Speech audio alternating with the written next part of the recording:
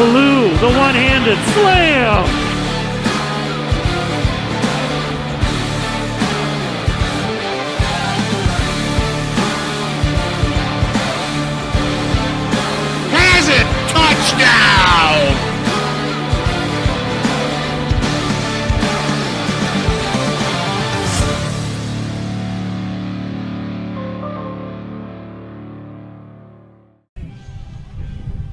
Good evening and welcome to Ankeny Stadium in Ankeny as we get ready for a weird soccer doubleheader here tonight.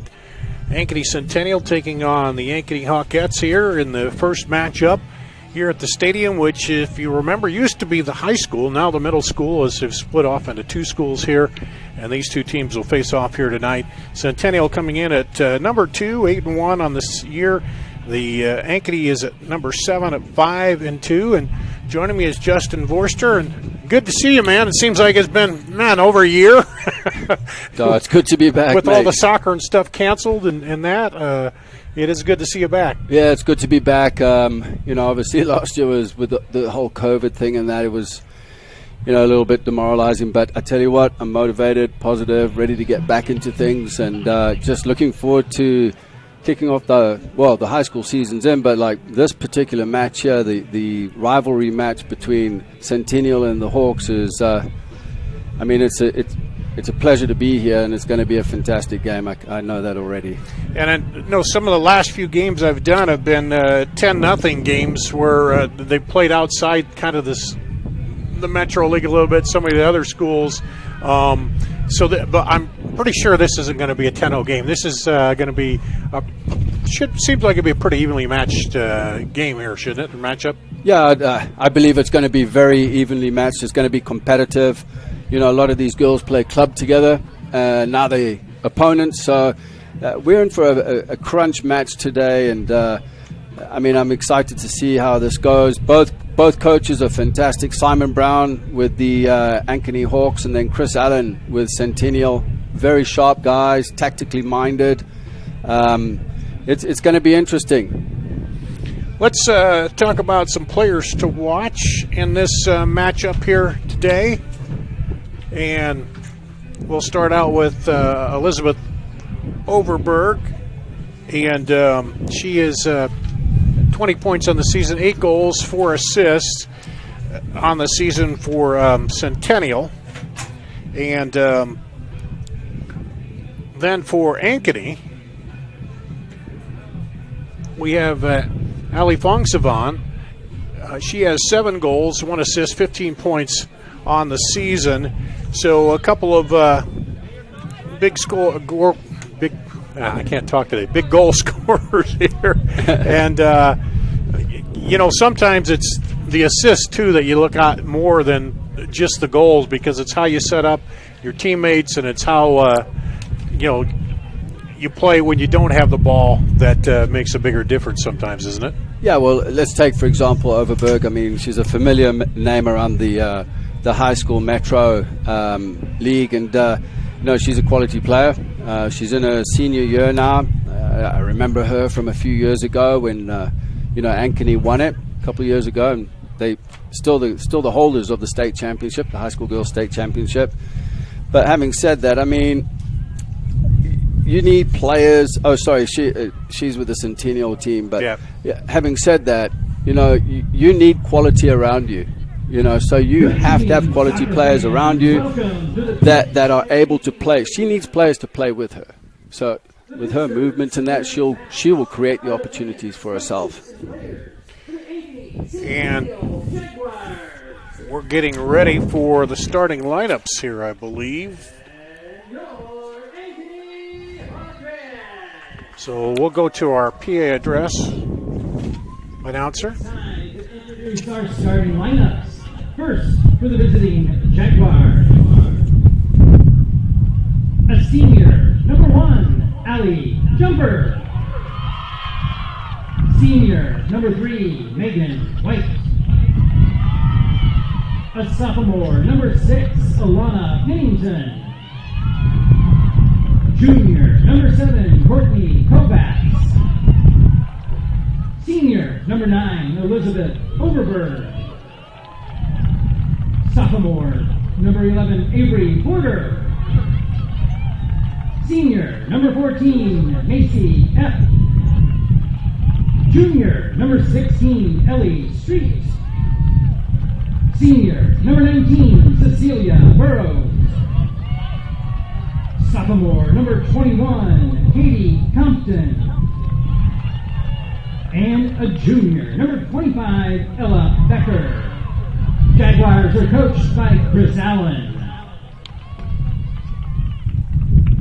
And now, the starters for your Ankeny Hawkettes.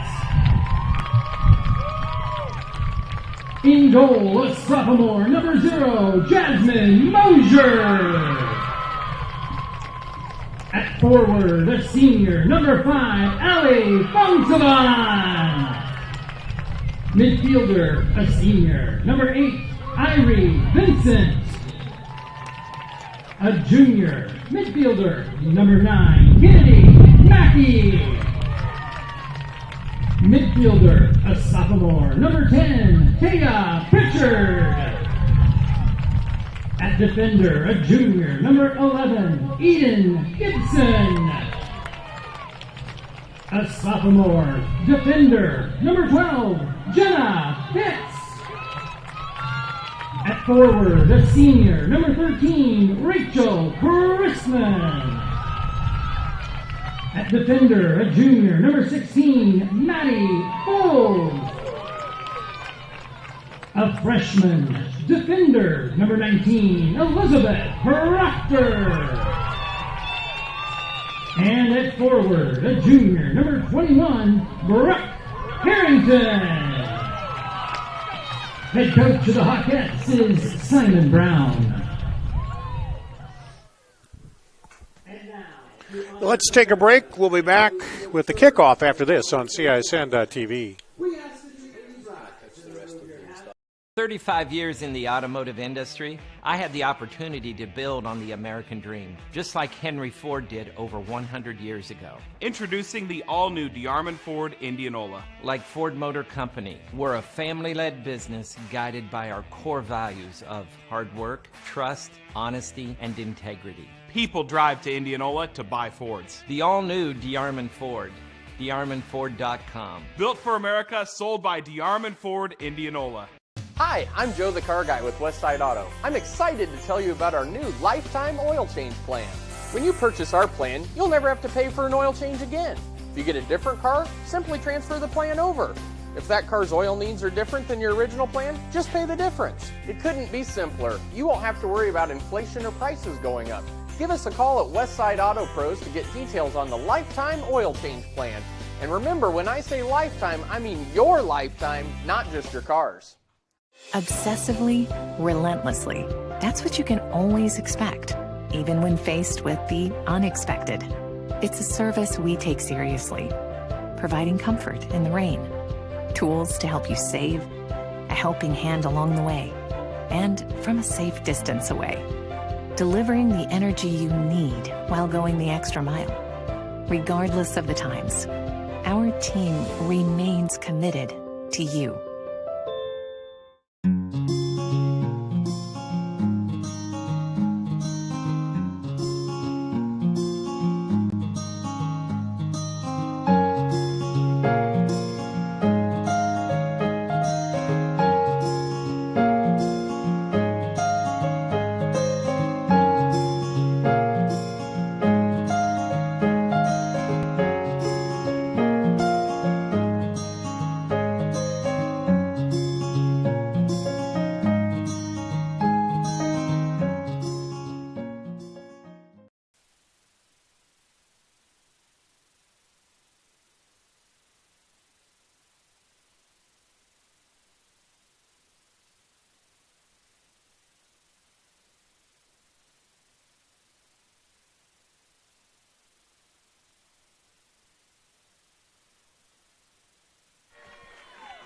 And we're at Ankeny Stadium here in Ankeny. Dar Danielson, Justin Vorster, ready to bring you high school doubleheader here. It's the Centennial girls here. They are the visitors today at Ankeny. And they're rated number 2, 8-1. And Ankeny girls at 5-2 on the season. What do you expect on the styles of play here? Different or same? What do you expect to see here, Justin? I think they'll be slightly different. Ankeny Hawks play a 3-5-2 system, so they're going to look to clog up the midfield. But it's going to suit the game because the field's very narrow. It's not the full width of a soccer field or football field. as we would say. So they'll look to clog up the midfield and hopefully win more of the midfield battles in the middle third of the field, and probably look to counter-attack as quickly as possible. So winning the ball, look to play forward as fast as possible if it's on. I think Centennial, with the quality players they've got in their team, I think they'll start off probably with a little bit of possession, just trying to figure out the Ankeny Hawks, and then looking to break them down, because I really think that the Hawks will play a deeper line. We'll see what happens. We're always up for a few surprises, though. I think that's what I've seen out of Centennial girls, Waukee. They're trying to get it and quickly attack more so than play it up slowly, attack quickly, the Waukee boys especially. But, you know, they have talent all over too. But I think that's kind of how more of a fast break style I've seen here. Maybe I noticed it more this season or not, but it just seems like more of a quick attacking style of some of these teams. Yeah, I think the first 10-15 minutes will be very important for both teams. They probably will come out with a lot of energy. The wind is going to play a factor here. I believe it's going from north to south. You see the starting lineups here again for Centennial. Allie Jumper, Megan White, Alana Pennington. Well, you could read them there on the screen. Those are your starting lineup for Centennial. And then for Ankeny, the starters here. And as you mentioned that, you can kind of hear the wind blowing through the headphones, and you see the flags, the corner flags, they're kind of sticking straight out and blowing, so that is going to make a difference when you get the ball up in the air, isn't it? Well, I see Ankeny Hawks are trying to take the advantage here with the wind behind them, going from our left to right. But, you know, sometimes it's better to play into the wind because the ball will hold up. I mean, if you're looking to play balls over the top, you know, and you're playing a high line and the keeper plays a high line, then, you know, there's possibility she'll get it early. There goes Ankeny right away, trying to shoot it up ahead. Knocked down by Overberg. Gets it outside. Up ahead to Pennington. And they'll clear it out. It'll be throw in for Centennial. Throw in, Jags. Trying to head it back toward the middle. And that goes off of the defender for a corner for Centennial. Well, straight from the start there, I mean, they played a long ball in behind, put pressure on them. They got up the field and pressed them very high.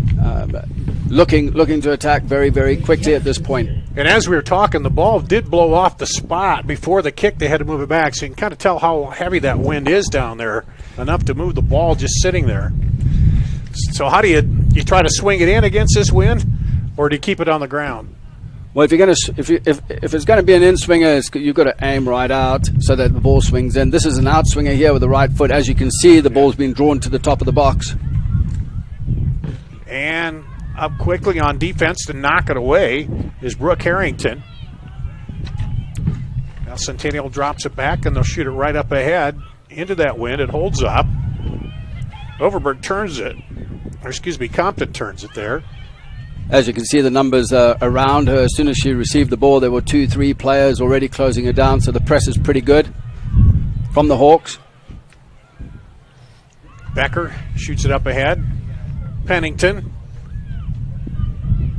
And battling against the defense there is Compton. Overberg trying to wind her way through the defense. Gets by one defender, now through again. Drops it back.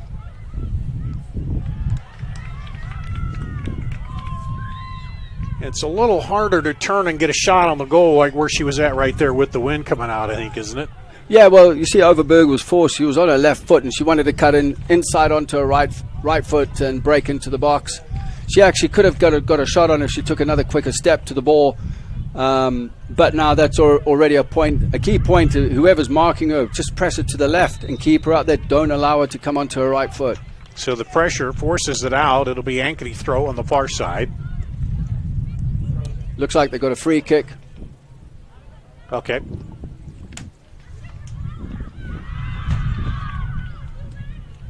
So it didn't go out. It was a push or something over there. And now Centennial with possession back. Pennington. Double team. Now Ankeny sends it up. There was definitely too much time on the ball. They should have pressed that from Centennial's side. Pennington should have applied a little more pressure to deny that ball being played forward. See, it's not tight enough on the press from the Hawks. They're allowing too much space. Up to Megan White. She sneaks it through, and the defender will knock it out. It'll be throw on the far side for Centennial. They're in the white, Ankeny in the maroon dark home uniforms. Now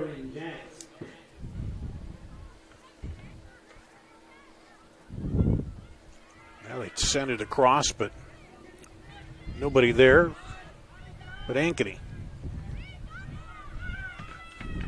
And a little pressure there. That goes out to Centennial. Macy Apple throw it in. What you see is the two wide players in the 3-5-2 shape for Ankeny Hawks are going to have to do a lot of running up and down the field. Pretty much more of a defensive shape. It looks like Overberg has been left, or is that Pennington out wide? There's Overberg. Actually, it was Compton. Yeah, the Compton. Now back to Overberg. Overberg trying to get by the defender. Cuts it back inside. Has an opening for a second, but the defender comes over and does a nice job to clear it out of there. You see how she wanted to cut again onto her right foot? Yeah. If they allow her to cut onto the right foot, she's lethal. If you give her too much space in the 18-yard area. That one goes out for a goal kick.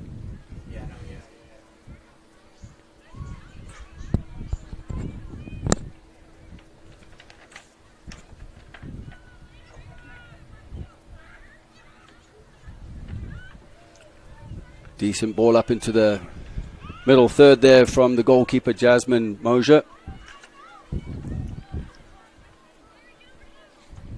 Back over Burrows. Drop it back to the keeper. Jumper. There's a lot of space between the lines, as you can see in the zone 2, which will be the middle third of the field. Ankeny Hawks are allowing a lot of space. They're not squeezing the lines quick enough. And Overberg has it knocked away.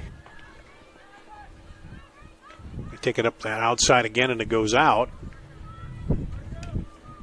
But this is as far pushed up as we've seen Ankeny here. They've been, as you said, back defensively. Now they're pushing up a little more. Yeah, it should be concerning if the Hawks don't press up too far. Pennington is allowed a little bit of space in the midfield to come in and collect the ball. She gets on the half turn. Is a quick. She'll be running straight at them, and then obviously Compton out here on the left-hand side, number 21, with loads of space. She's just working in the wide area in the half space at this point. Now here's Ankeny. That one is high and out for a goal kick.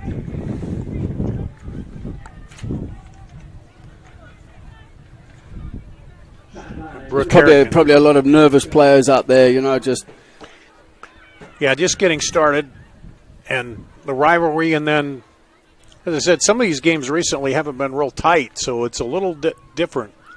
Yeah, and that's the thing, Dar, like we were talking before the game. Hang on one sec. Okay, as you mentioned before the game, actually, there's been games that have been 10-0 and that. And you could possibly pick up bad habits if starters are in there, and it becomes easy, and there's so much space involved. And then you come to this game, and it's competitive, and it's like the Walkie Dowlings and the Ankenys and the Centennials and so forth. It's a change, and you've got to maintain good habits.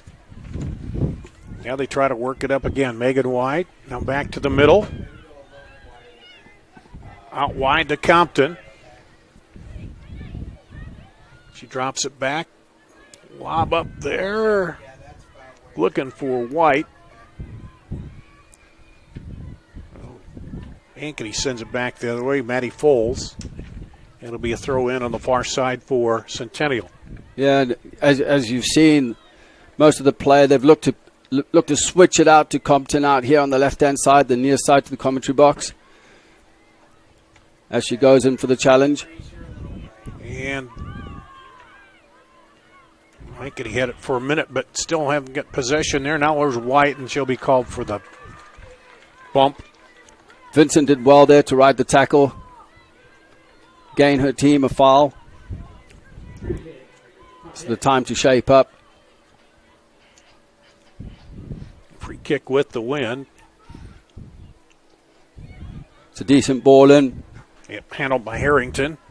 But that one is a You see, little too far. That's when you're going that way, you're about to say it. When you're heading toward that goal, you got to be careful because you're getting a little extra oomph from the wind on it. yeah, and you know, Centennial dropped a little bit deep, and it's hard to play a ball in behind. You've got to try and come and look at it at feet, and that's why I think in the second half it might even be an advantage for the Ankeny Hawks, where the ball will hold up in behind if they play that type of pass. Now into the middle, and that will go in. Not a lot on that by Harry Vincent, as Allie Jumper picks it up. That's one of my favorite keeper names, Allie Jumper. Well, I'll tell you a story. I used to coach Ali Jumper at club, and, you know, it's exciting to watch her play again. She's a great kid. Into the middle. Oh, right to Jumper. Jumper once again.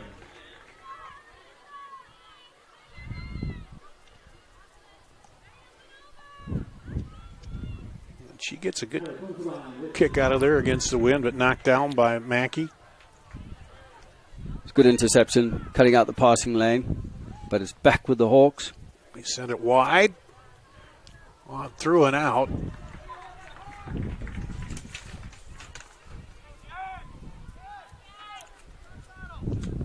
The Jumper will set it up for the goal kick. And that's the other point on turf. The ball's going to run away from you. If that was grass, it might have held up a bit.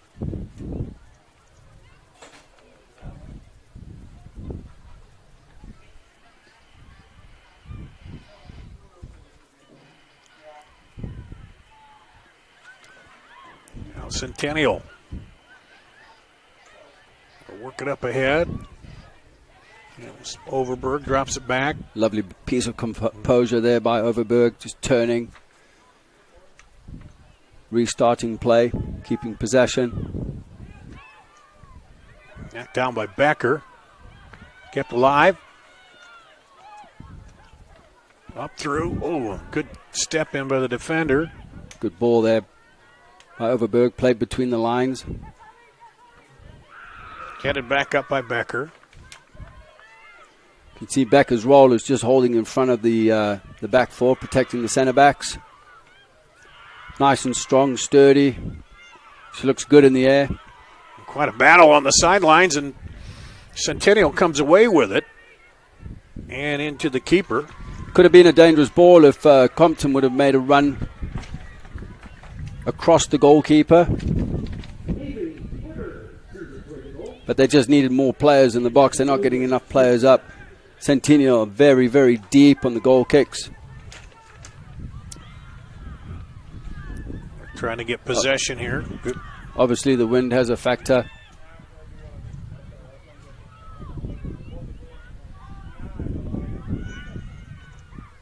Now Centennial outside.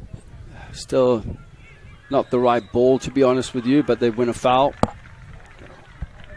And that's one of the things with those games, too, not to keep harping on that. When it's out of hand, you don't get that pressure against you when you're handling the ball. Like right away here, we're seeing body-on-body pressure whenever you touch it. And you got to get back used to that. There's another corner for Centennial.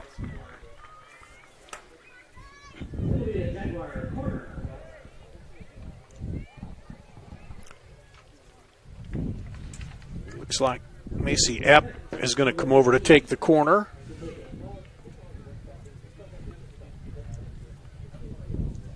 Macy Epp, the senior. She's going to deliver with the right foot. So gets by, knocked ball down, to the shot, goal! Courtney Kovacs. Goal. Jaguars. And that was a cracking goal, delivered well by Macy Epp. Courtney Kovacs was unmarked as the ball came into the box. And we got a replay here. You see So it? as you see the ball come in, Courtney Kovac unmarked at the top of the box. And again, a very difficult ball over the top of the goalkeeper, Mosier. But she made a quick decision. You know, sometimes you're down there and you're going to, I'm going to pass it, I'm going to shoot, but she settled it and shot it right away, didn't she? Yeah, good piece of control, nice piece of skill, and then she just drove it over the goalkeeper's head. Very difficult to deal with. Over the fingertips of Mosier. And that is her first goal of the season, Courtney Kovacs. And imagine that. She gets it in the rivalry game. Yeah.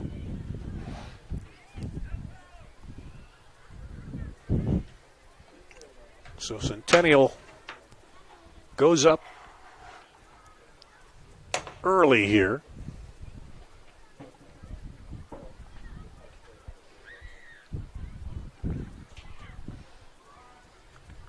And again, too, it was Ankeny was pressed up a little bit, and Centennial got the ball back quick and got the corner, and then were able off the set piece to get the goal. Yeah, they won the free kick and played a long ball in, managed to win the corner off a deflection. And now battling for it. Macy up. Good footwork there, knocks it down.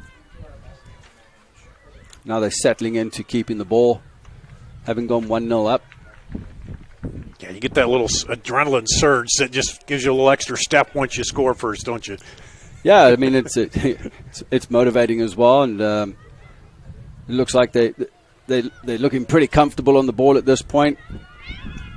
There's App. Forced onto her right foot. Still a good ball, and there's too much space in there, to be honest with you. Now across to Compton. Defender steps up. And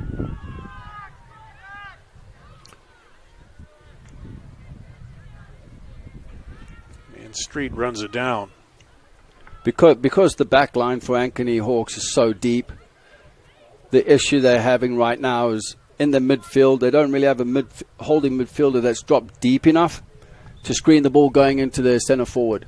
So that's a major issue. They need to squeeze the lines and step up. Maybe the goalkeeper plays a higher line. So that one hit the referee. And used to be you played on. They changed that rule now where if it stops an attack, then you come back and give a drop ball to the team. Speaking of referees, Dar, are you still reffing? Are you still officiating? I am. I haven't been out this year yet. I've been busy, but possibly this weekend. It's actually another good ball played into the box. It was really just the two attacking players against 4 defenders. They once again, against their better judgment, certified me. So, but how much money did you pay them, Dar? Well, I think it's the lack of referees. They said, "Okay, we'll let you come back." There is definitely a lack of referees, and we need more, and we need these young kids to come out as well and get certified. Yeah. Here's Centennial on the attack, and that one just got deflected off the defender, and Mosier is able to get it there. I think it was Overberg, but just caught the leg, and that took most of the momentum off of it. Centennial are causing all kinds of problems here. To be honest with you, they're creating 2v1 overloads, as you saw there. So the option was for the defender, which way do I go? Obviously to narrow the angle and keep it as compact as possible. But that was a pretty easy save for the goalkeeper, Mosier. Here's Avery Porter. She's taking it up, all the way up, pushing back. Well, tried to get it through there. She looked offside if she would have received it. Yeah, it looked like Pennington on this side might have been off too, had she. Yeah. Again, you look at the lines here. I mean, honestly, Centennial can start on the halfway line. Look at the distance of the actual kick, the punt. Mm-hmm. Start on the halfway line, drop off and squeeze the lines, and you're going to win more possession in those areas. Probably a little bit of hesitancy, as we talked about, because of that wind.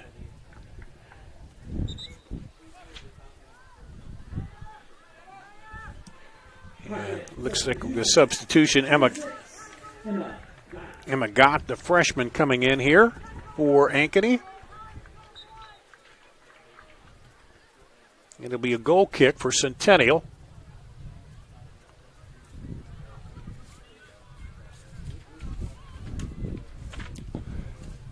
And Magota's moved up front. And battling for it. Now running it down is Macy App. Well, not quite.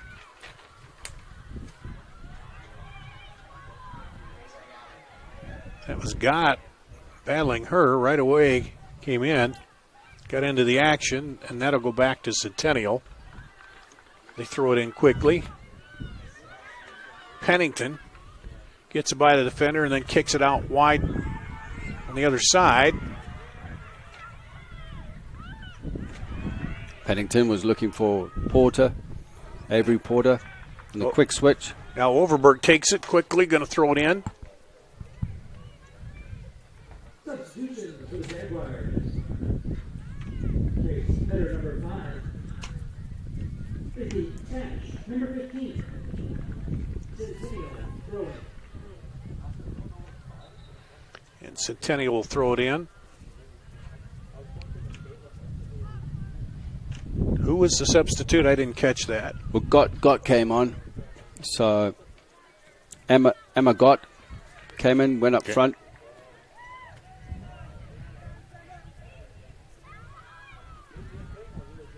Centennial.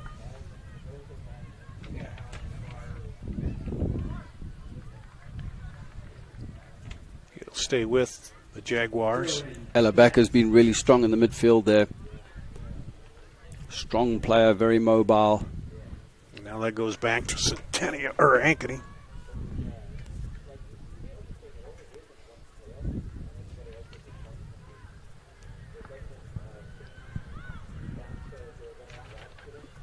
Ankeny sends it up, but that's going to go all the way out. Way too much pace on the pass. Just got to be a little more texture on it. Maybe a bending ball in, a lighter pass. Again, with the wind behind you, it's just going to run, Dar.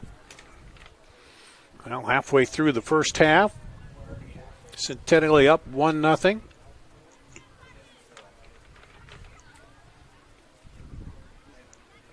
There's a kick. Holds up there looking for Overberg. Now she tries to get a foot on it, does.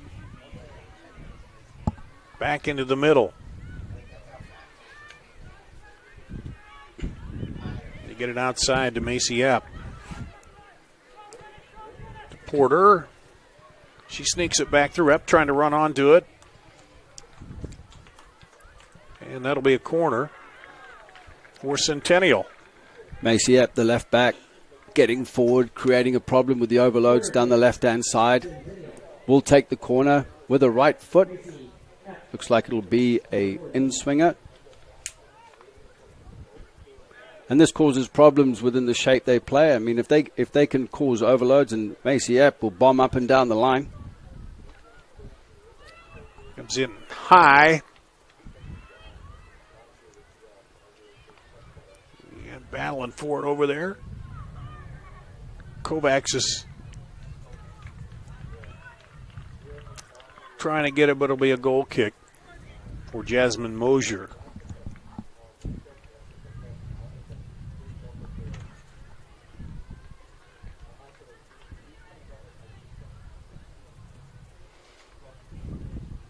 Headed up by Overberg. Well won by Overberg. Centennial winning most of the battles in the midfield from the dead ball situations, from goal kicks. That one goes back to Centennial. Throw in. Next.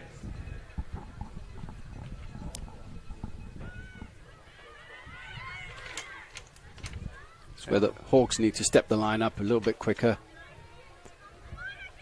It's a good press. But again, they force it. If you're forcing... Overberg to Porter. She tried to sneak it through there. Epp handles it. Bit of a miscontrol. She got between the legs there on a shot, but Mosier able to handle it. Yeah, when the Hawks press Macy up, they're forcing her in onto her right foot. She's right-footed. They've got to try and get her onto her left foot. But she's so quick on the ball, she can manipulate it. And this one bouncing high, and Jumper had to give a little jump on that one.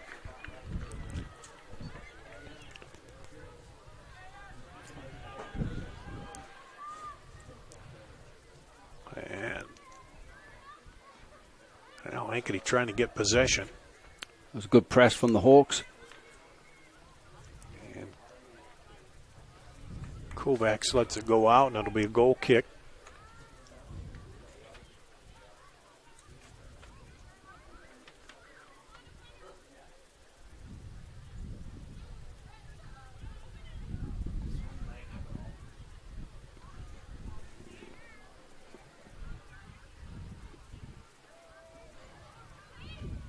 Good kick into the wind there.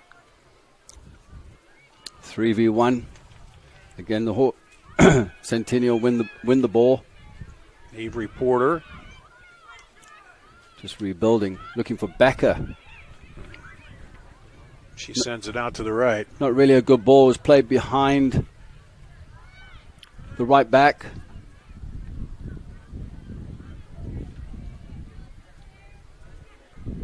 And that'll go back to Ankeny. I believe that's Ellie Street, the right back out there for Centennial. Jara Christensen coming in for Ankeny. Just coming to the midfield. Fresh legs, hopefully stabilize the situation out there for the Hawks. There she gets it right there. Tried to go into the middle to Gott. But Burrows right there. Now back the other way. Centennial. Turn on it, get it to Mitter.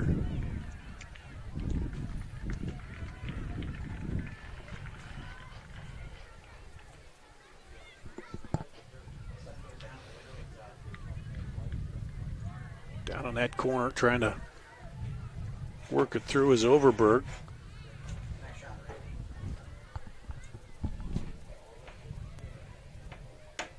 And that'll go out to Ankeny.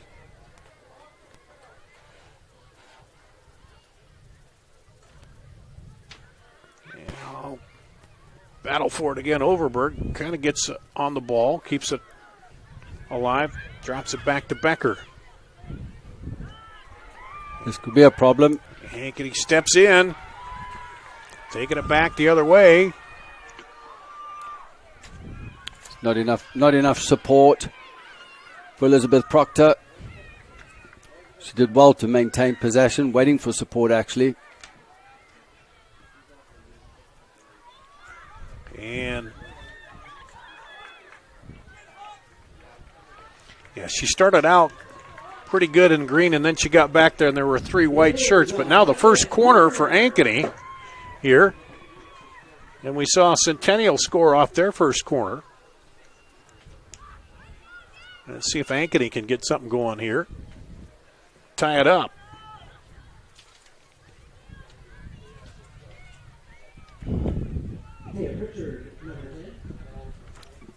They get the right delivery into the box. And headed out of there. Trying to run it down. And that'll go back to Centennial. It's a decent ball, but just a little more bend on it, I think. Just putting it in the area between the penalty spot and the goalkeeper. Ankeny gets it back.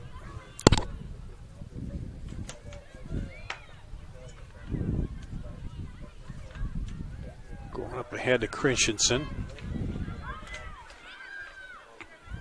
You know, all the way back and hustling back there. On the ball was Sash.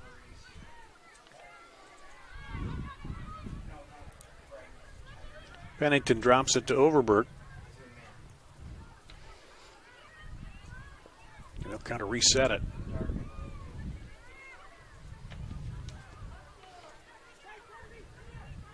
Tracy, yep. Again, they're too deep. There's too much space between the lines. Porter up the side to Pennington. And she'll knock it off the defender. Jenna Pitts for the corner. Fourth corner here for Centennial in the first half. Earlier on there, Eri Vincent got the ball in the midfield there. The switch was on. The ball was on to be played wide into the space. She wasn't on the half turn, didn't check her shoulder. I think that if there's a little more of that, head on the swivel, just be a little more aware of your surroundings.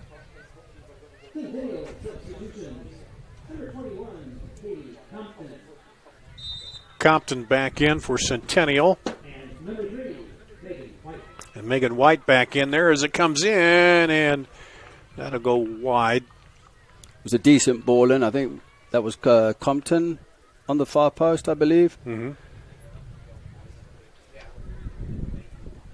Katie Compton on the far post again came inside a defender. The defender was ball watching, didn't check her shoulder, and she got in front of her. You see, those situations can be dangerous.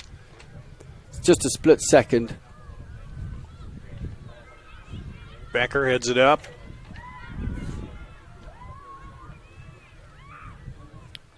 Centennial beating them to the ball right now. Outside. Up ahead. And still fighting over there, Overberg. Very good challenge. It's actually a very, very good challenge out there, out wide there, denying Overberg.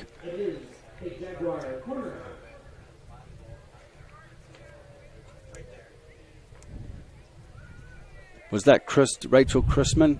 I was trying to see the number. Yeah, I think it might have been.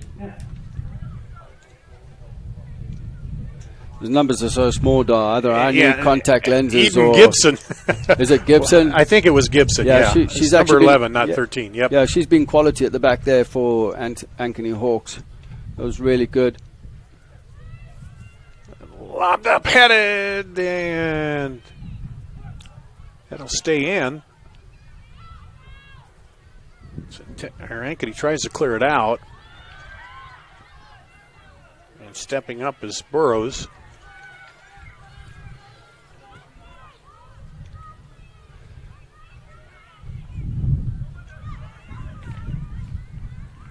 And that'll stay with Centennial.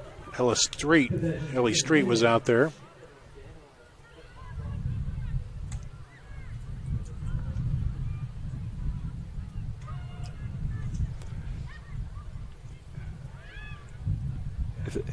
If they can get someone that can link up with Gott up front. Gott looks very dangerous, very pacey, can cause problems, but she just doesn't have enough support when they clear the lines. When the Hawks clear the lines, she needs someone closer to her that can support. Because when you look at it now, look at all the white shirts in the midfield. Mm-hmm. Knocked down, and they're going to call a push on Ankeny. So it'll be a free kick for Centennial. Under 9 minutes to play first half. They're up 1-0. They scored the 27-19 mark. Courtney Kovacs off a corner kick. Rebound off a corner kick. Jaguars, free kick.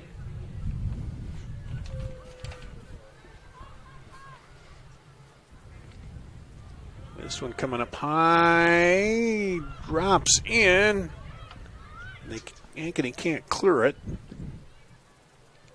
And they send it out. It'll be a throw for Centennial.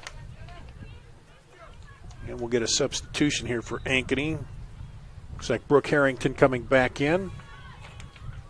Into the pocket lineup. The junior. Number 21, Brooke Harrington.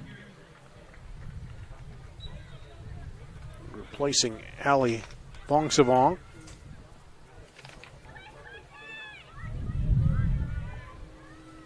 Harrington goes to work right away. It's very good there by Brooke Harrington, holding the ball up, composed on it. Just a little layoff. So they just need to relax a bit, just keep the ball. If it's not on to go forward, how can you keep the ball? I think it's got to be more of the support play and players getting involved a little more, because the Hawks get it, they get closed down, and then they panic and give it away, and now they're defending again. They're in transition. Whereas Centennial, after that goal, now they seem a little calmer and handling the ball and taking their time. They don't get as much riled with the pressure. Yep, absolutely. But if you have a look at the Centennial back line, their starting position can be on the halfway line. Mm-hmm. And now when you look at the distance between the back line and then Becker, the holding midfield, look where the distance of the goal kick is in this middle zone 2 area. Sometimes doesn't even cross. If they start higher, they will press that line. They'll make it a little more compact. And then Ali Jumper just has to play a little bit higher. Goes out to Centennial, or excuse me, to Ankeny.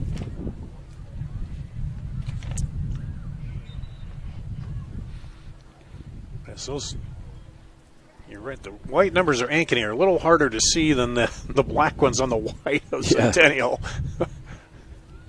And you're younger than I am, so you should be able to see them. Yeah, I'm going to be 50 tomorrow. Oh, are you? Oh. Yeah. I'm an old codger now. I got you beat by a little bit. Yeah, 50. 50? Yeah. I'm an old codger now. I'm getting up there. I'm half a century, mate. You wouldn't think it, would you, eh? No. I tell you what, that gym keeps me healthy. So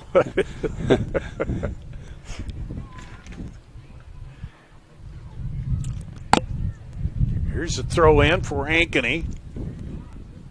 And that'll go out. For a corner. Yeah. And this is where they must take the chance with about 5 minutes left in the game. I'm sure Simon Brown has got a notebook full.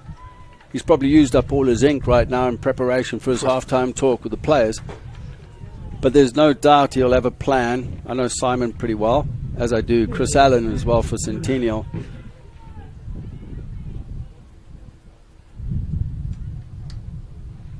Trying to get the ball to stay set there. As you see, it blows right out of the circle. Play a short one maybe. The referee's not having it. Yeah, you can't touch. That's a lovely ball in. Great right ball that across was played there, in. Yep. That was a perfect in-swinger into the far post. And this is where you've got to, as you're going in, this is your one chance you might get before half-time. You know, just throw your body on the line. Try to get in there, yeah.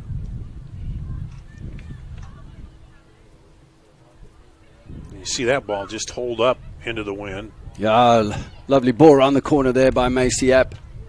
Little space on the far right-hand side. Well played by the Hawks. That was really good defending. Ankeny back the other way.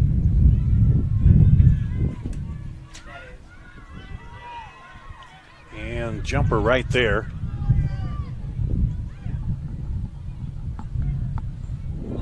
Four minutes to play, first half. It'll be a Centennial throw.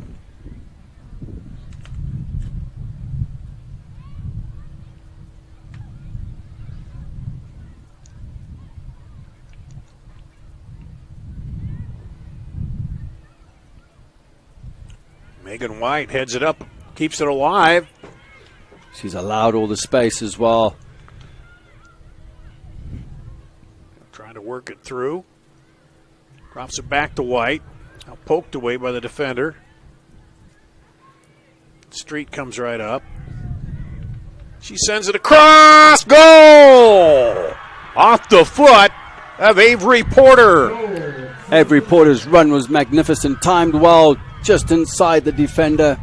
Volleyed first time with the right foot, as you'll see again here in a moment. Yep, on the replay. Again, read the ball there well on the far right-hand side. Great ball in. As you can see, Porter gets inside. Kept the defender right under left hip, didn't she? Just got her arm across there. It was brilliant, brilliant piece of technique there by Porter. And that's number 11 on the season for Porter. And it's not really a good time to concede a goal just before halftime. Yeah. You know, as they say, it's 5 minutes. before halftime, after halftime, kickoff, after scoring goals. And you just had that corner where you had a nice one coming in there and then able to convert, and then they come back, as you say, right before the half here. And that's how the game goes. I Yeah. mean, you have a chance to throw your body on the line on the far post off a corner, but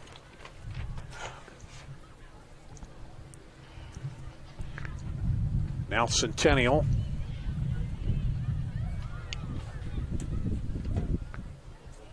Trying to work it out of trouble here in the last 2 minutes and change.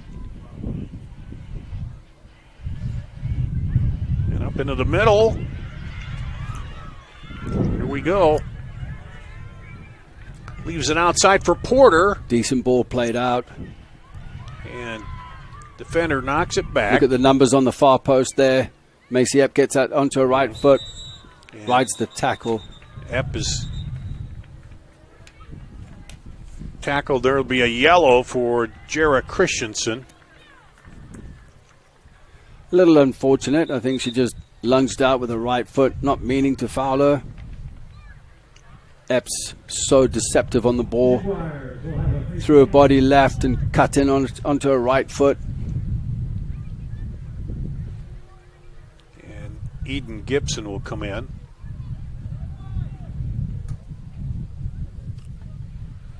And it'll be a free kick here.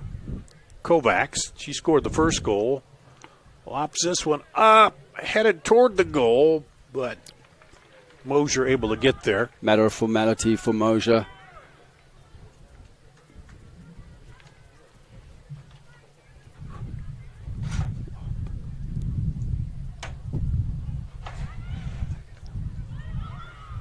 And a little collision there, but It was a good challenge, actually. yeah, both were going for the ball.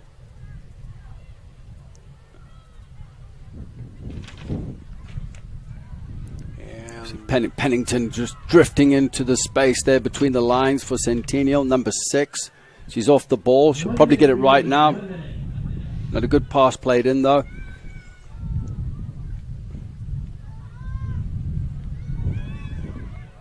Up ahead to Gott. Now back. Porter. Into the middle. Now through to Porter. And the defender knocks it out. Porter will pick it up quickly. Got 30 seconds left of the game.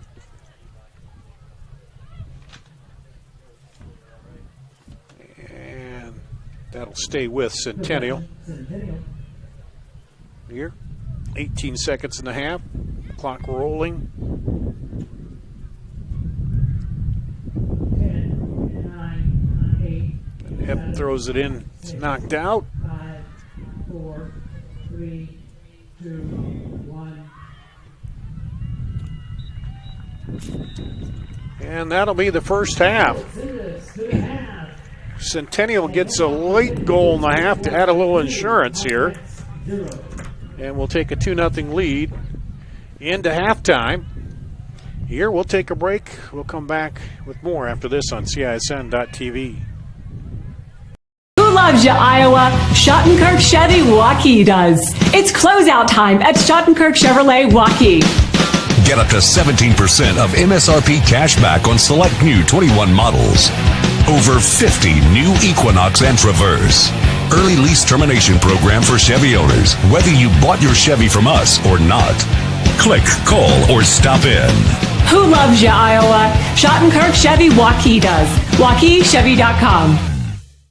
Here's to everyone who believes in competition and good sportsmanship, who knows it's not about the trophies or the medals, but rather the lessons learned.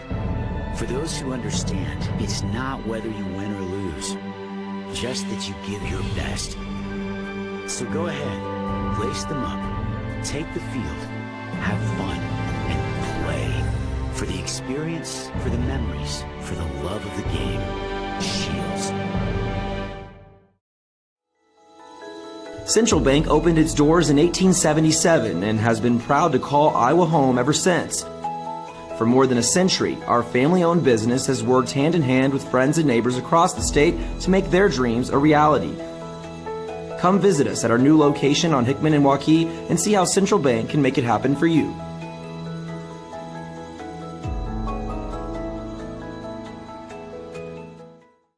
Hi, I'm Joe the Car Guy with Westside Auto. I'm excited to tell you about our new lifetime oil change plan. When you purchase our plan, you'll never have to pay for an oil change again. If you get a different car, simply transfer the plan over. If that car's oil needs are different than your original plan, just pay the difference. It couldn't be simpler. You won't have to worry about inflation or prices going up. Give us a call at Westside Auto Pros to get details on the lifetime oil change plan. And remember, when I say lifetime, I mean your lifetime, not just your car's. Hello and welcome back to the Ankeny Centennial versus Ankeny match here in Ankeny, the local derby between these two great schools that split a number of years ago but have had some strength and got some major strength within their programs, the boys and the girls, and notably have produced some great players that have moved on to college. We can do a little recap on the first half. My name is Justin Forster. Dar Danielson is alongside me. He's just taken a quick break, so he's handed over the duties to myself. So I promise I won't talk about him. But what a great first half we had. Ankeny Centennial scoring after about 16 minutes with a fantastic goal. And then within 3 minutes before half, they scored another goal where I believe it was Porter that got inside the defender, Avery Porter, and volleyed in with the right foot. Just a couple of things on the game. Obviously it's very, very windy out here. It looks like it's dying down a bit, but just builds up here and there. No doubt that Simon Brown will have a plan for the second half. Hopefully he's probably used up all his ink in his notepad. But a couple of the things that I've seen here and I think maybe would help with the organization is the spacing between the lines from zone 1, 2, and 3, which is the defensive third, the middle third, and the final third, is that they need to squeeze the space a little more, because the Centennial have got some quality in the midfield with Becca just winning every long ball that's played, and everything's played to her. So maybe they can get the ball out wide and utilize the space when players like Macy Epp goes forward. So if they can utilize that space for Gott or Harrington, but they do need the support play to come in as quickly as possible. But they're defending so deep that it's difficult for those players to come out as quickly as possible. But having said that, if they can close the space, play a little bit of a higher line. For example, if Centennial get the ball, get a goal kick, their starting position with the back three needs to be on the halfway line. The other piece to that in the 3-5-2 that they're playing, I think the three at the back, the left back and the right back, they've got to maintain the shape, because they've been sucked into the midfield to close down, allowing space on the outside, and that's where the Centennial are causing problems with the ball played in behind. And if they maintain that shape, I think they'll have a better chance of cutting out those balls played into the wide areas and cutting out the passing lanes. They also need to probably tighten up in the midfield, play with a little more shape, and I think that could be a bit of a key factor. Now, with the wind going into the wind, I think the ball will hold up for them, and maybe if they get a ball in behind, it'll hold up and use the pace of Gott, who came in as a sub, I believe. Yeah, Emma Gott, good player, freshman. I do like the way she plays. She's strong on the ball. If they pair her up with Harrington, I think that would be really good. I think Centennial, they carry on doing what they're doing, they could walk away with this game. At this point, we'll take a quick break, and we'll be back in a second.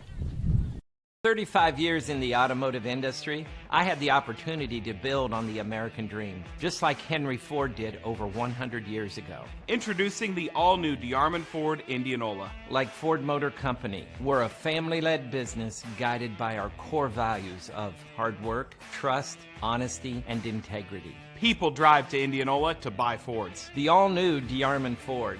DeArmondFord.com. Built for America, sold by DeArmond Ford Indianola. We might not always know what the day will bring, but some things are certain. the sun will rise, and your lights will go on. That's because at MidAmerican Energy, we're obsessively, relentlessly committed to providing you energy when and where you need it, to connecting with you and keeping our communities safe and strong. Because the most important thing we put our energy into is you. We're obsessively, relentlessly at your service. Hi, I'm Joe the Car Guy with Westside Auto. I'm excited to tell you about our new lifetime oil change plan. When you purchase our plan, you'll never have to pay for an oil change again. If you get a different car, simply transfer the plan over. If that car's oil needs are different than your original plan, just pay the difference. It couldn't be simpler. You won't have to worry about inflation or prices going up. Give us a call at Westside Auto Pros to get details on the lifetime oil change plan. And remember, when I say lifetime, I mean your lifetime, not just your car's. Central Bank opened its doors in 1877 and has been proud to call Iowa home ever since. For more than a century, our family-owned business has worked hand-in-hand with friends and neighbors across the state to make their dreams a reality. Come visit us at our new location on Hickman and Waukee and see how Central Bank can make it happen for you.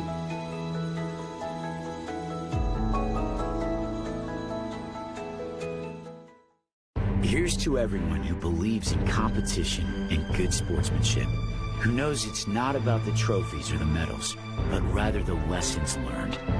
For those who understand, it's not whether you win or lose, just that you give your best. So go ahead, lace them up, take the field, have fun, and play. For the experience, for the memories, for the love of the game, Shields. Here at Ankeny Stadium, Centennial, they are the visitors here against Ankeny, leading 2-0 at the half. Dart Danielson, Justin Vorster, Courtney Kovacs off a corner, corner kick with 27-19 scored the first goal, and then a late goal, Avery Porter, with 3:16 to go in the first half. Got the second goal for Centennial to make it 2-0. So, Simon Brown, what's the talk at halftime here for the Ankeny girls, Justin? Yeah, I just covered a little bit of that earlier. And, I just spoke about one, and I didn't mention this, but they need to be a little more composed on the ball. You know, when they get it, they're panicking, they're giving the ball away. I think they've got some quality in the team where they can keep the ball, keep possession, but move it very quickly because they are being closed down in the midfield at a very fast rate.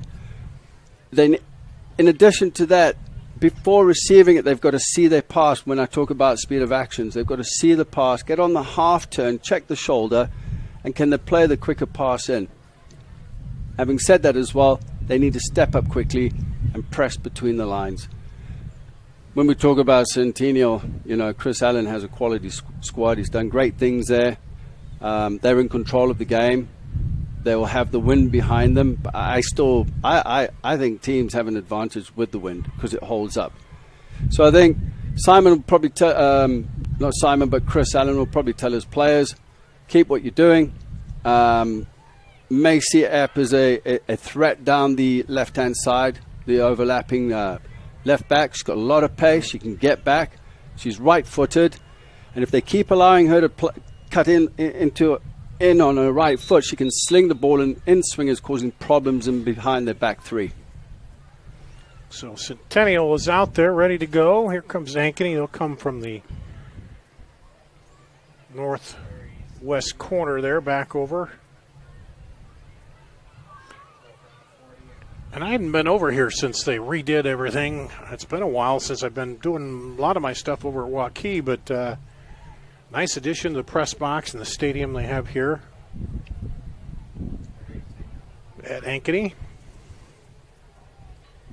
I'm so old it was grass at one point when I'd come over here. Yeah, it was. Yeah. But the turf gives you a lot of advantages, especially when you have all the different teams playing on it. Yeah, and you know, when you play on grass, I remember when it was grass, and it used to get muddy when it rained and that, you know. And Ankeny, I remember back then they had some really good players, the Hawks, and their type of play was like possession game, it was hard for them to actually play on it. So when teams that came in with lesser ability and potential gave them problems, you know. Mm-hmm.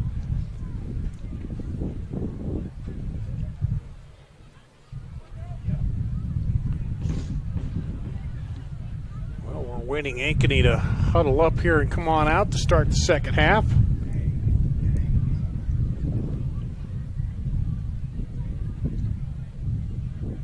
Yeah,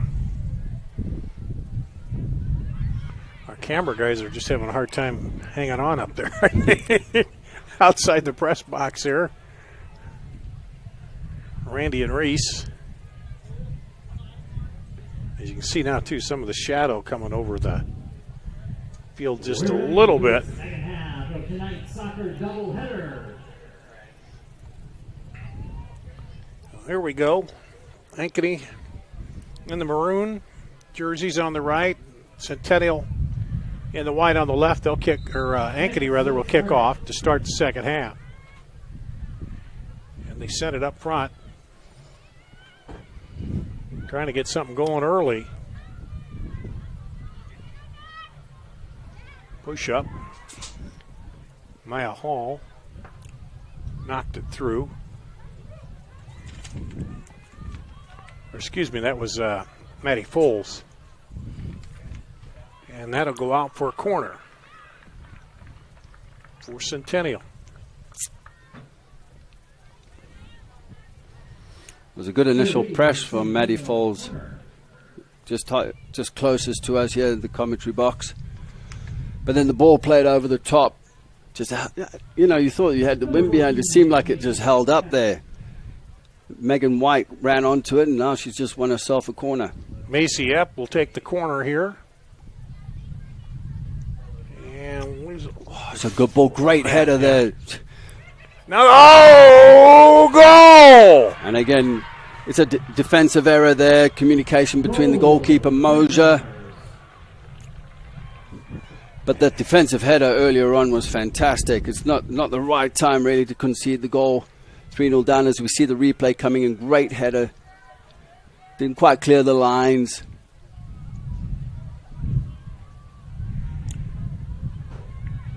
And that was, I think that was Pennington. Wasn't it? I think you might be right. Jaguar goal scored by number 6, Alana Pennington. Yep, they confirmed it. Yep. I could tell because of the blue headband there, I believe. And now back to Ankeny, trailing 3-0 here. And pushed by Ankeny.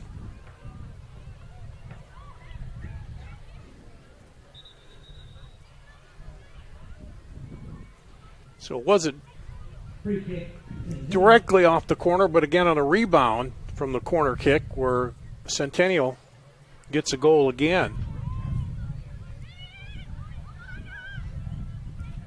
Ella Street up to Porter.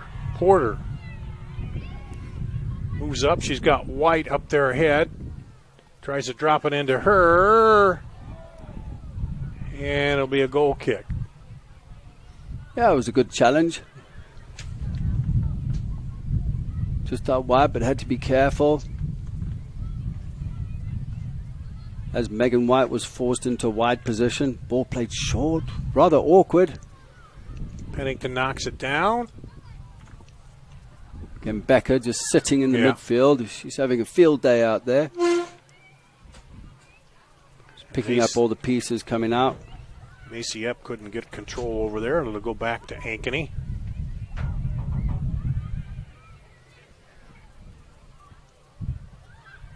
Knocked down by Centennial. Turn by Pennington. Back to Pennington. She'll drop it back. Handled there by Foles.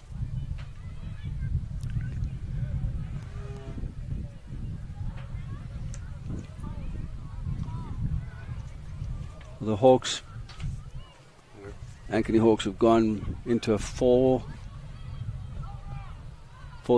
shape now for the second half. White knocks Four it at the up, back. knocks it up ahead, but Mosier gets to it.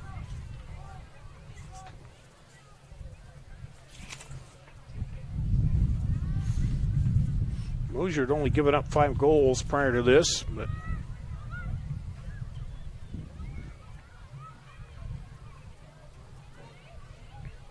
and I think I saw the other night, didn't Dowling beat the #1 team, Pleasant Valley? I believe the Dowling girls, if I'm not mistaken. Yes, they did. I actually saw JP this morning at the gym getting our early morning workout in, and he did tell me he was very, very happy about it. Yeah. He was excited. And I saw Valley beat Waukee 1-0 Friday night. And there's a foul on Ankeny. That'll be a free kick for Centennial. Courtney Kovacs.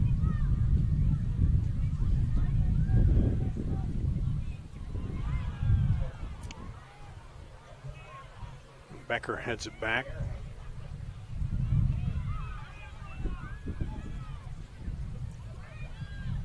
Now they'll drop it back.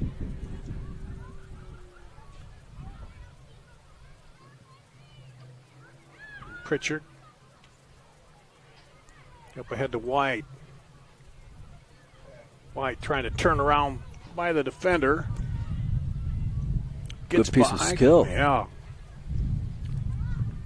Trying to send it back into the middle, but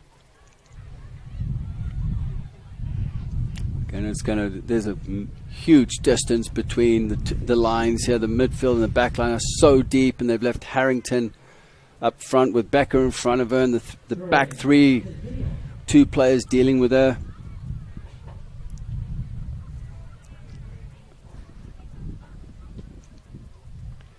and tried to kick it off of Ankeny, but Ankeny keeps it alive. Kovacs can't clear it out of there. And Harrington trying to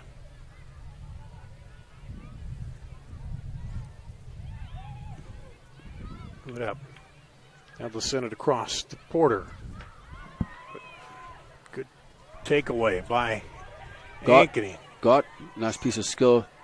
That's Foles, I think. Foles, yeah, Yep. good piece of skill. Cutting inside. Miscommunication. Harrington was moving off the shoulder to the left.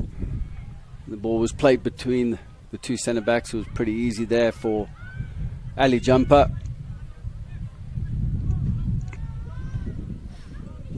Porter back into the middle to Compton. Now up ahead to Porter. Too much on it, and Jumper will get it. As Pitts was back there.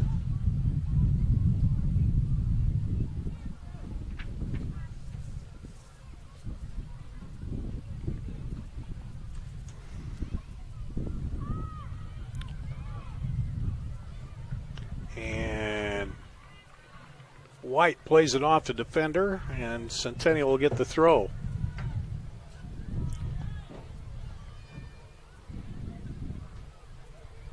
Now back to Ankeny.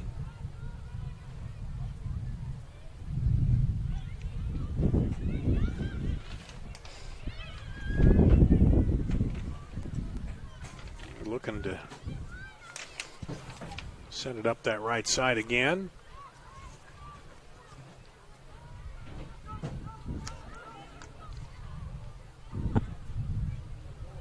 Becker playing a nice ball in behind for Macy. We know Macy Epps fast, but probably not that fast at this point. Not quite, no.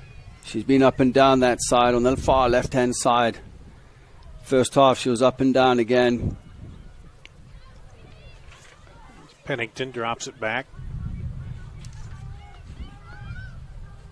Pennington and Becker being quality in the midfield.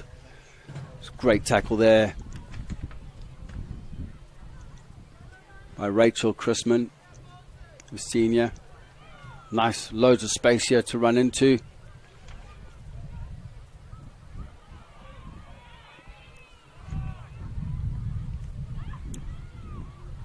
Hawks need to be a little more creative as they enter the final third. Yeah, everything's just kind of stalling out after they get in there, isn't it? Supporting runs, maybe some different movement off at pace.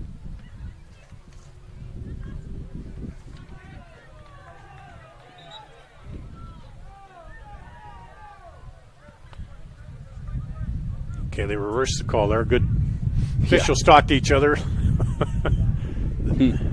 The center checked with his AR and said, no, I think it was the other way. So they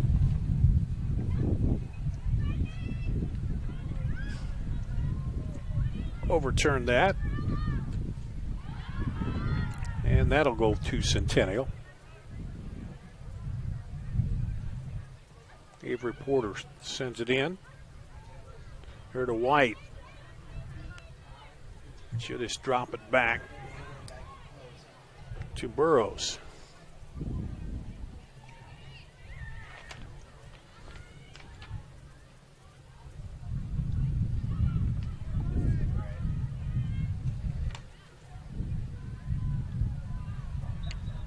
that goes out. It's gone a bit flat. Yeah, the game. Yeah, it just needs someone to take control. Ankeny had a couple runs there, and as we talked about, they stalled out. Now it's just kind of. 3 new Jaguars checking in. Number 15, Izzy Sash. Number 5, Grace Metter. Grace Metter is in. McKenna Hilton. I got Grace Metter and Izzy Sash into the Sash game. Back in. Who was the third? I didn't hear that. It's a little different having the benches separated. I have to look all the way over there to see. It's not like having them on the same side. Yeah. That'll go back to Ankeny. Lobbed up over, but the defenders are right there.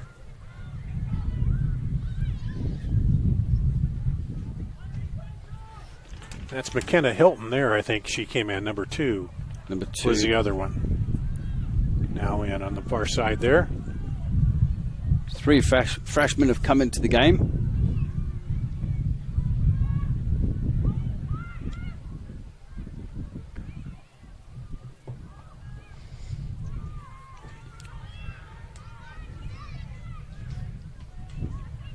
So the other thing on turf is when the ball is bouncing is getting under control very, very quickly. It was allowed to 3 bounces, 4 bounces, and then you're under pressure. Nice and strong there from Megan White. Right in the tackle. She was under pressure. She did really well there. Looks like Gott's going to come back into the game.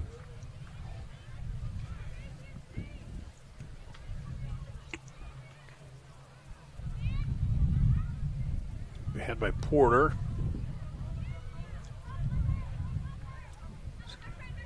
It's really good by Harrington. Harrington kept it alive. Holds the ball up well.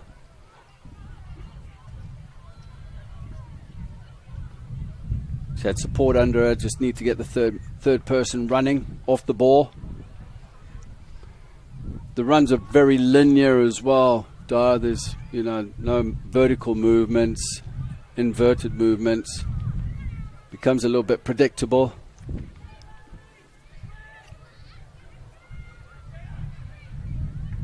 Get it out wide. Centennial look organized at the back with the back 4. That'll go out. Now that'll give Gott a chance to come in. Emma Gott, the freshman. Hawkette, throw in.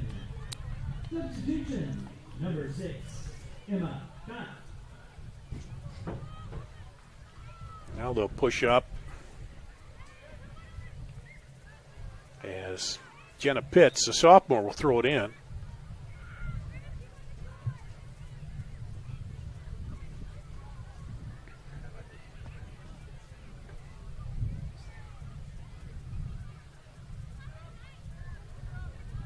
Over the head of her teammate. Pitts comes back in.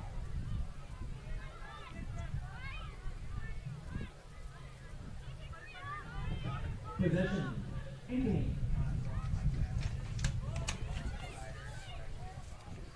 Street defending. And he is going to say it's a throw for Ankeny, so.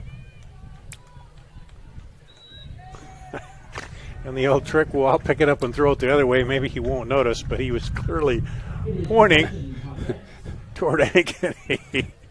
A little bit of gamesmanship. And for the official, you see he's in a bad spot there. He's looking into the sun as it's setting, looking back that way, trying to shade it. Oh, did that get in? Almost an own goal off the shoulder of the defender there, but Ali Jumper was going to a left and had to switch and dive to the right. Did well. Back the other way. Mosier with the misclearance. It's dealt with.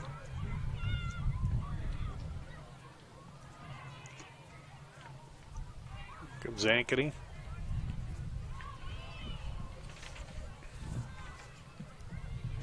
It kind of came off the shoulder of the Centennial defender. Where Jumper dove and got it.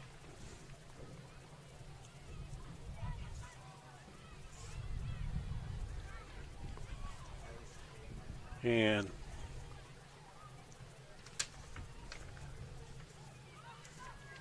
Ankeny, there's a long and high and wide of both goals. Just wide of the football goal and wide of the soccer goal.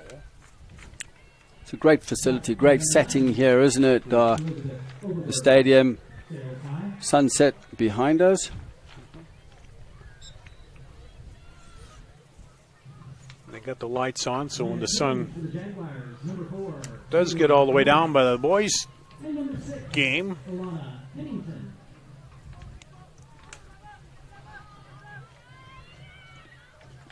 and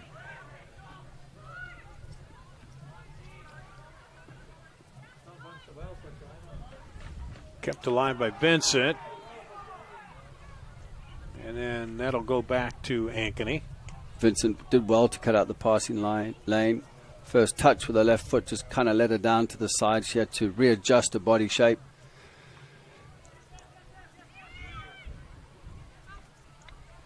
And that'll go back out to Ankeny again. What I do like about both teams is a lot of these players, these young ladies have a good sense of their starting positions and positional play.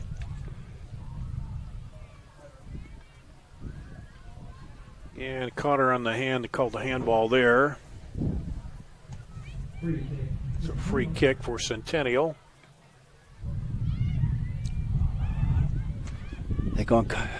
Hawks can't get caught ball watching there.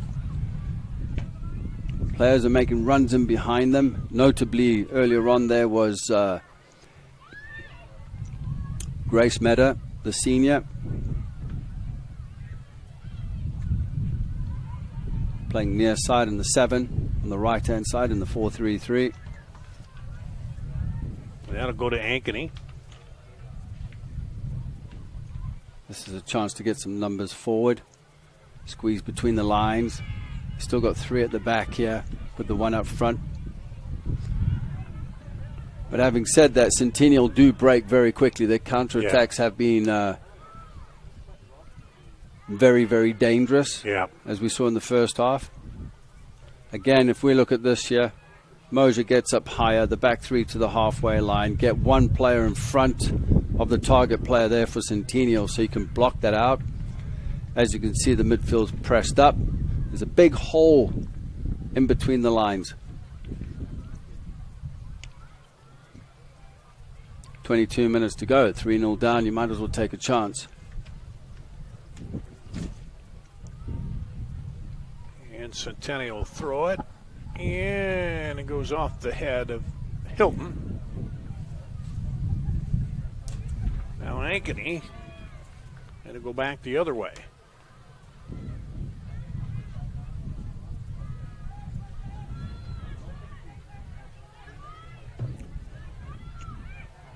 Ahead to Metter. I just took her eye off the ball. She got her head up and looked forward. She was looking for the next pass.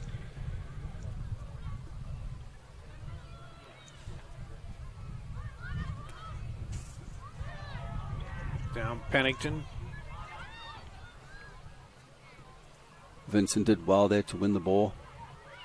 Looks like a composed player as well. Again, it's given away. Now Ankeny works it back in. Oh, almost got. So that's where Gott was running away. The back line were dropping. She's got to turn her shoulder, check back towards the ball, demand it at feet.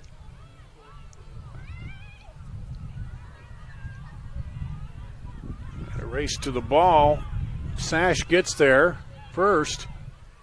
Sends it across and cleared. Mega nearly got the ball that she started. Grace met her. Started the play with a lovely ball around the corner. Carried on a run, nearly got on the end of it. That's the quality that you're looking for in a game like this. And that goes out. Was trying to get it to Taya Pritchard.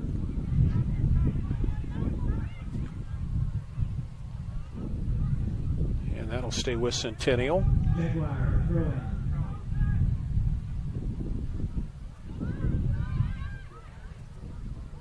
Get her into Pennington up ahead.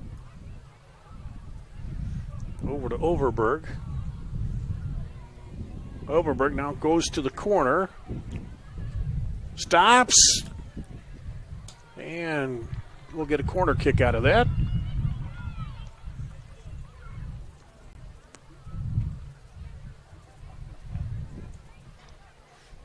Two of their goals will come off corners. The first one and the last one. Macy Epp just trots up there, gets the ball.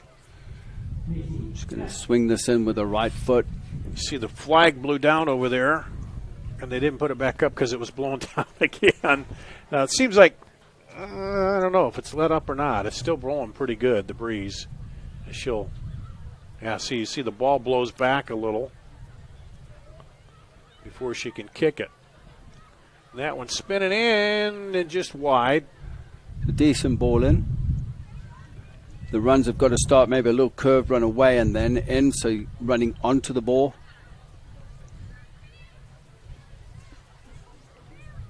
Mosier's going to look to play long. And it holds right up in the wind, as you see there. I did notice that about Centennial in the first half. They look to build out the back at times. You know, the keeper on the ball and the center backs drop in. They're 2 and 3 wide, 7-11 wide and high.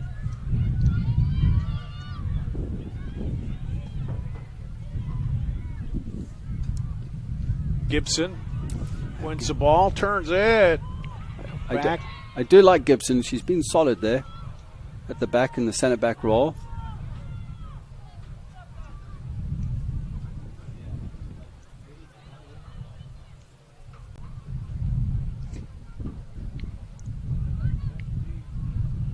She's marking Izzy Sash, the freshman. Here's Metter. On a run. And good defending there. They clear it out the far side. Oh, well played out there. Just cutting the ball in with the right foot onto the left. Lovely pass. I love that ball. Front foot going forward. That's a little bit better, to be honest with you, Dar. I thought that was fantastic. And that's what helps speed the game up going forward. If you're playing it to the correct foot, you're on the half turn, you've seen the pass.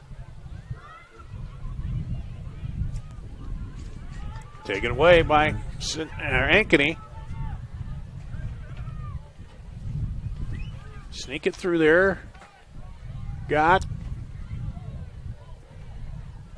And taken back by the defense.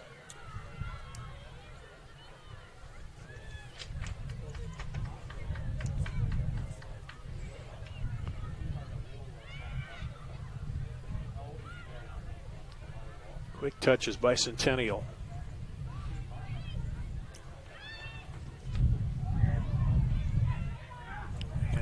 That's Lawrence. Bailey Lawrence, yeah. Bailey Lawrence, she came into the game. Freshman. I think that's a great pairing when you bring Lawrence, a player like Lawrence, into the game who looks solid. And you pair her up there with with Pennington. A little bit of experience helping the young players come through.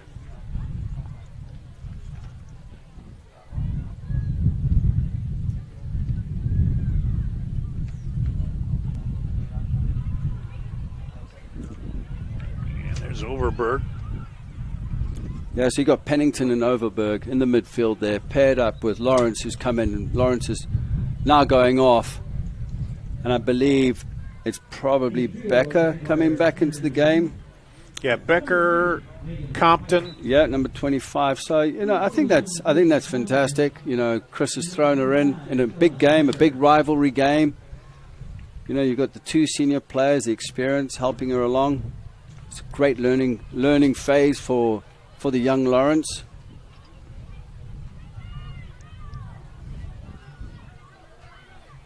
Pritchard up the sideline. They go into the middle to Gott.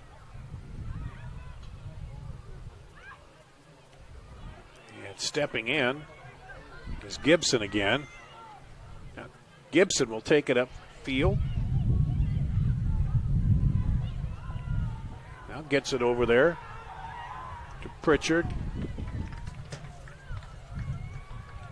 And it'll be a goal kick. Or no, corner, excuse me. It is a Hawkeye corner. That's the first corner here of the second half for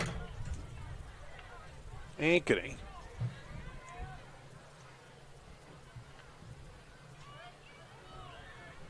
With that, you can see that flag blowing, how stiff the breeze is there. Yeah, it's a in chance. that corner. It hasn't let up at all.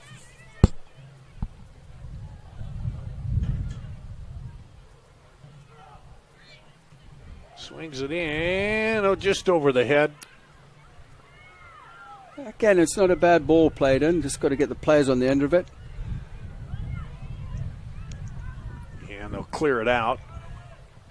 Pennington. Throw in Hawkeye.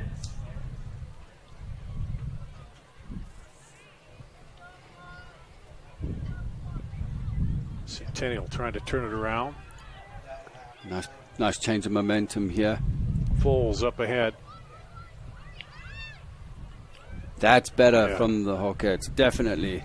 Pritchard sends it over wide, and a little too much on it.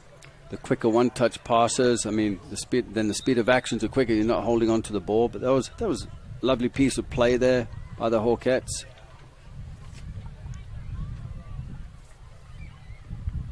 Into the Jaguar lineup. Number 8, Macy Langstrat. And number 11, Avery Porter. Macy Langstrat and is in, and Avery Porter back in for Centennial. The Hawkettes are pressing, looking for a consolation goal.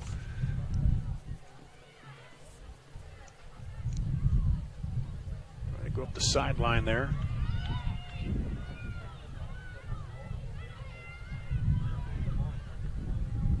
That was Gibson who came up again.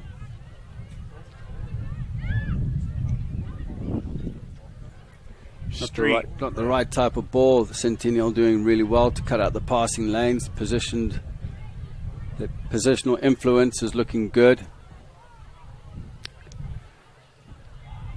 Again, I know that's not the ball to play. Here, wide on the left. There you go. Gets it out to Pritchard. It's a good ball Pritchard from Pritchard. in the middle. Oh, and just high. So that's a great ball in there by Pritchard with an educated left foot. I say that because I'm left-footed, dog. I knew there was something about you that's different. But there was a chance, definitely a chance. Well, my mom had 6 kids, half left-handed, half right-handed, which is against the odds there. I don't know how that worked out. I'm one of the right-handers, but I kid my brothers and sisters that are the lefties. But well, that was first challenge we've seen of Ankeny. That was a very good chance. I mean, they have the confidence. Definitely, again here, been pulled out of position. Just timing and the movements, I believe, on the far post there, on the far side. Again, we can't. The numbers are so small. But the type of ball that's played in, you've got to maintain your position, and you've got to watch out for the overlapping player coming in on the left-hand side for Centennial. Oh, Ankeny trying to clear it out of there. They've got to get that line up. They've got to press up quicker now at the back. Yeah. That's got to be a sprint from the back line, closing the lines. Up on 11 minutes to play.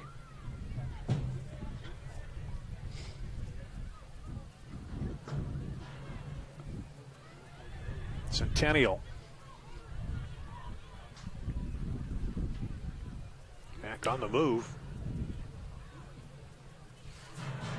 Hagen White drops it back. Becker just picking up the pieces. Street up ahead. Gets it back to Street.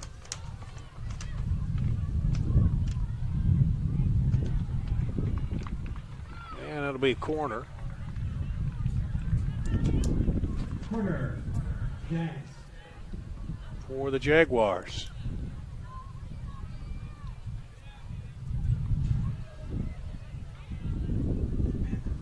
Number 14, Macy. Macy Epp to come over and take it again, the senior. She's covered a lot of ground today. Yeah. Taking all the corners up and down the side. Had good success. They've scored off of 2 corners. This one, good ball nice in the middle. Oh, yeah. In there, goal. You can see that, and that is goal. Jags. Let's see if we can catch that on the replay. 9:47 mark of the second half. Jaguar goal by number 16. Great ball in by Epp. Just bouncing right all over the place. Ellie Street. Ellie Street was the first one onto it. A little more aggressive in the box. Again, defensively, if you let the ball bounce in front of you, you've got to be first to the ball. You have to be. And I think when they go through this game film later on in this week, they'll identify some areas to work on. Goal number 2 on the season for Ellie Street, the junior.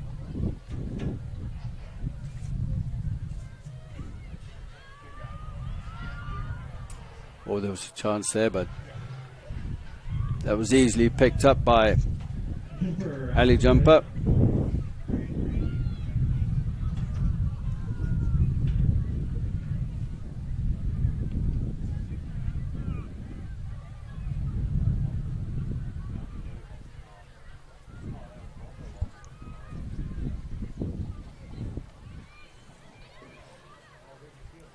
Here's Centennial again. Up to Pennington. And now cleared. Right back up is Kovacs. The reaction to the ball by Centennial has been quicker tonight, and I think... Well, that handling, you mentioned it, and then they had a couple stretches there where they touch the ball quick and pass it somewhere. Before they were just kind of, I got to get rid of it, you know, and then. They have the ability in the squad, the Hawkettes. I mean, they've got some quality players in there. You know, it's just believing in yourselves. And I'm sure that this has been good for them, a good test of character. You know, now it's the personality of coming back. They might meet them again coming into the state championship. You never know. But something like this, as a coach or a player, will highly motivate myself, I know.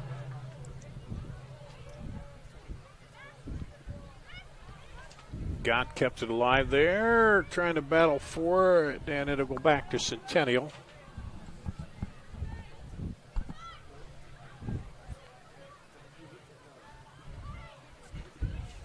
You see the Ankeny boys team coming in here.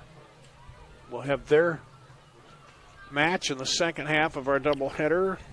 Oh, that's lovely. Well played by Gott. Good ball played in. Took it with the outside of the foot on the turn.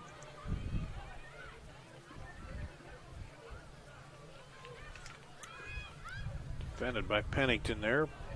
Move it to the middle. Pritchard needed someone to show. Gott was running away from it. Didn't check back into the space.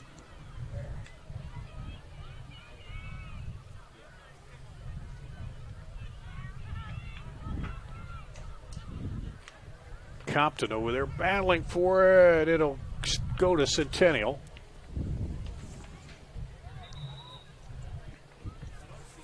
And a couple more substitutions coming in. Yeah, you can see he's going to rest some players now. 7 minutes left of the match.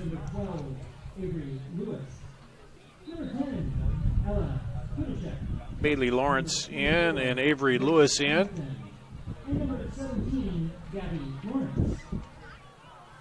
Gabby Lawrence in. Pick up the others as we go along here. Yeah, it looks like he's giving some of the other players a chance to play in the big matchup. Brooke Compton in, sophomore.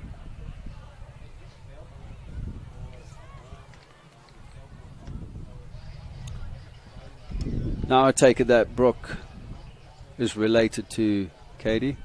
I would think so.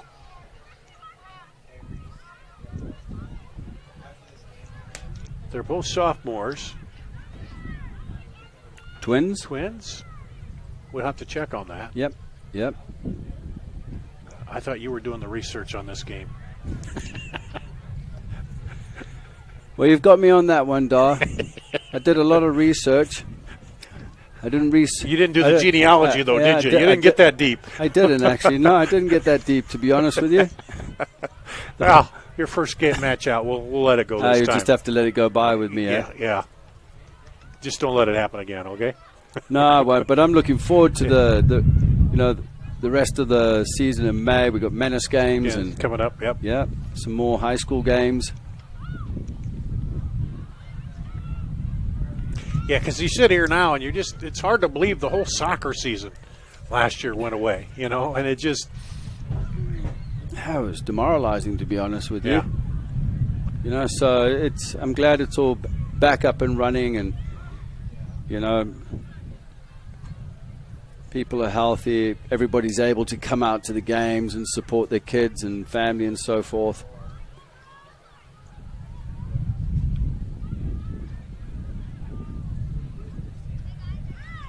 Centennial battling here, now back the other way.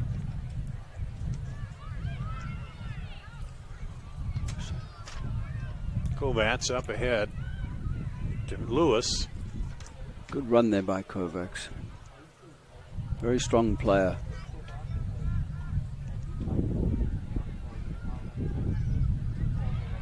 Good challenge in the air. Centennial very good in the air, as you can see.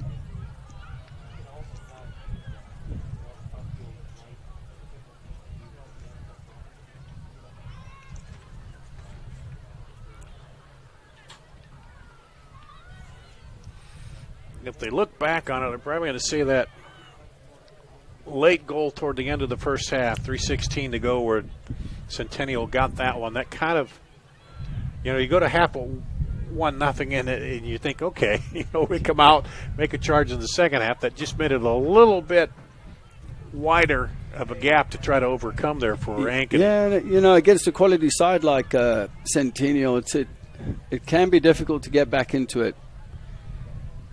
You need some kind of a momentum change, or the Hawkettes looked off, or Centennial were just really, really good on the night, to be honest with you. And I can't take credit away from them. They're a very good side, to be honest with you. There's a lot of quality in there.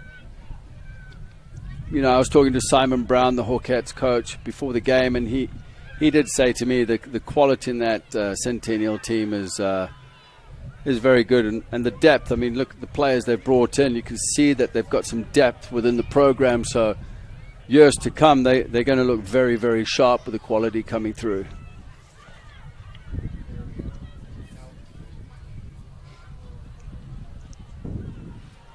Yeah, it is going to be interesting as we move toward the state tournament, which of these teams, push through and then too, there's always those teams that kind of sometimes you catch fire. You get on a little run, too, as you're heading toward the tournament time.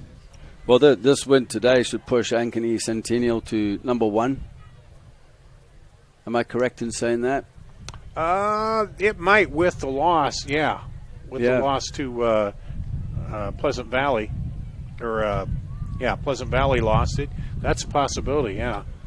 Yeah, so I mean it's going to be very, very interesting going in. I mean there's some quality teams out there. I don't think there's going to be one runaway team as like what we normally have. Because I think the new rankings come out on Thursday. So yeah, I'd be very interested to see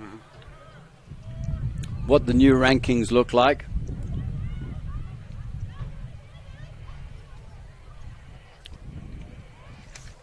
And the Dowling team, I've seen them play too. I've seen Valley, I've seen Waukee. They're all good teams there. Got some very good players in their teams. A couple of girls I coach at Vision Soccer Academy play for Dowling Catholic. A couple for Valley. Some good players. So I mean, it's going to be really, really interesting to see. Like I said, there's going to be no runaway high school that's going to be here and everyone else is like behind them, ahead of it. Riding on the coattails as such. But I think we could be up for some upsets as well, to be honest with you. And final minute here. Ankeny trying to work it up.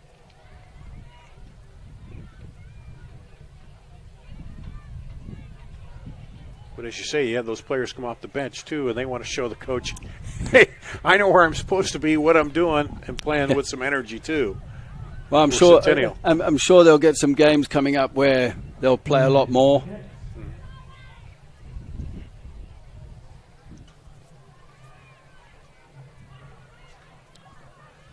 Yeah, final seconds ticking down here. Centennial will play Des Moines East at County. There's a corner for Ankeny. Could this be the consolation goal? No. Just headed wide. And Ankeny will play Johnston on Friday. And you see the celebration there. That's a rivalry game celebration, knowing you're beating your crosstown rival there. Rivalry celebration, not quite the rivalry score wanted by the Hawkettes.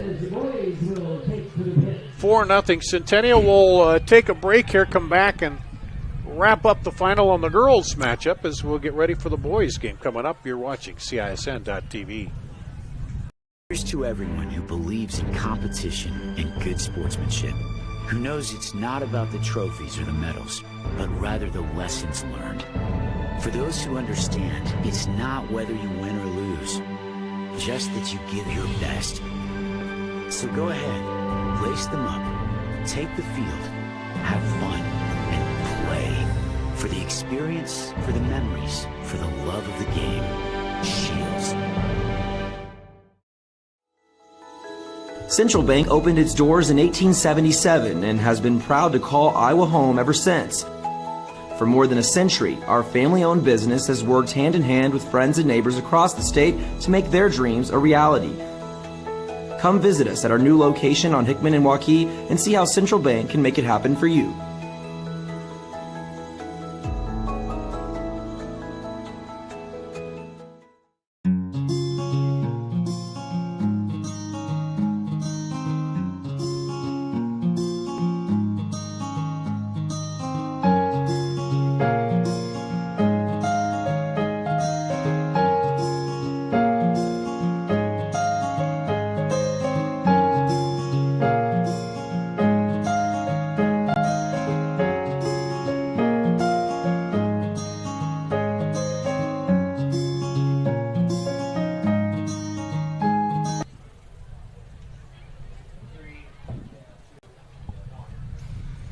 Back here at Ankeny Stadium, you see the final there, Centennial 4-0 over Ankeny. Dar Daniels and Justin Borster. And let's take a recap of the scoring here with the replays. And first goal came off the corner.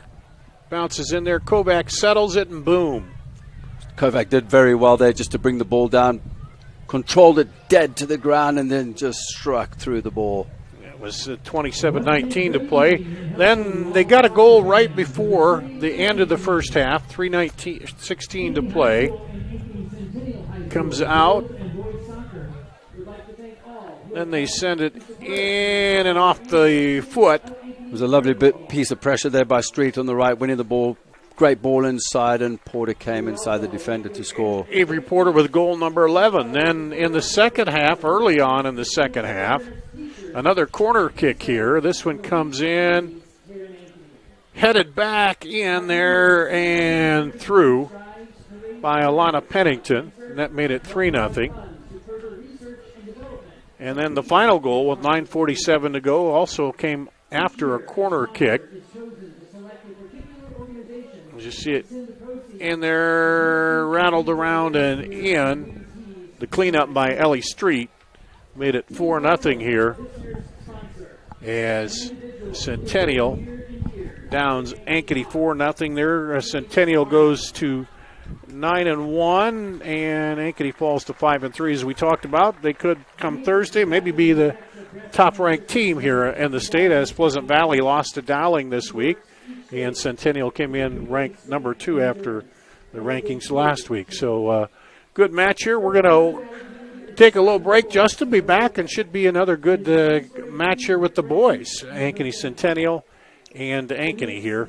That's coming up after a little break here on CISN.TV. And the rest of the family want you to know how proud we are of